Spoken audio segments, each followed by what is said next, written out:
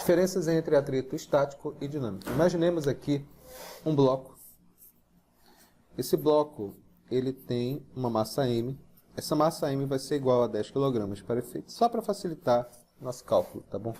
O coeficiente de atrito estático entre o bloco e o plano vale 0,8. E o coeficiente de atrito dinâmico, ou seja, o atrito que existe quando o corpo está se movimentando, vai ser igual a 0,5. Vamos fazer alguns exercícios mentais para você entender aqui a ideia. Ficou claro? Vou colocar algumas forças. Força A igual a 50 newtons. Força B igual a 80 newtons. Força C é igual a 100 newtons. A pergunta que eu vou fazer é bem simples mesmo. Em quais casos o corpo irá se movimentar? Como eu já expliquei anteriormente para vocês, força de atrito estático é a força de atrito necessária para que o corpo comece a se movimentar. Eu vou calcular ela, antes de fazer qualquer análise, eu vou calcular essa força de atrito estático nesse caso. Porque o que acontece é que eu estou aplicando uma força F aqui, que são essas forças aqui, e, consequentemente, eu vou ter uma força de atrito contrária ao movimento, claro, porque o sistema se move nesse sentido. Ficou claro isso daqui? Bom, dito isso, bora calcular essa força de atrito logo. Quanto que é força de atrito estático? Força de atrito estática é que é o coeficiente de atrito estático multiplicado pela massa do corpo multiplicado pela gravidade. Essa força de atrito estático é igual a quanto?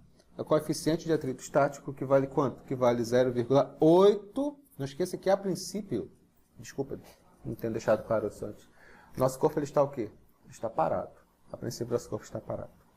Então, o coeficiente de atrito estático é 0,8 multiplicado pela massa do corpo, que é quanto? 10. Multiplicado pela gravidade, que no caso também vai ser quanto? Vai ser 10. Portanto, essa força de atrito estático vai ser igual a quanto? 80 newtons. Isso é muito importante. Quero que vocês prestem muita atenção no que eu falei. Essa força de atrito estático, 80 newtons, é a força necessária para que o corpo ele comece a se movimentar. Para que comece a se movimentar. Se eu colocar uma força menor do que 80 newtons, ele não irá se movimentar. Ficou claro? Vamos analisar aqui passo a passo. Letra A. Eu apliquei uma força de 50 newtons. O corpo irá se movimentar? A resposta, com força de 50 newtons, o corpo não entra em movimento. Por que não entra em movimento? Porque esses 50 newtons é a força menor do que 80. O corpo só vai se movimentar a partir de uma força maior do que 80 newtons. Tomem cuidado com o que eu estou falando. Uma força maior do que 80 newtons. Letra B. Eu vou aplicar uma força F igual a quanto? Igual a 80 newtons. O corpo irá se movimentar? Não. Não irá se movimentar. Por quê? Porque 80 newtons só vai anular a força de atrito estático. Mas o corpo não se movimenta. O corpo só se movimenta quando essa força é maior do que 80 newtons. Nós dizemos nesse caso, senhores, mas não é tão simples assim.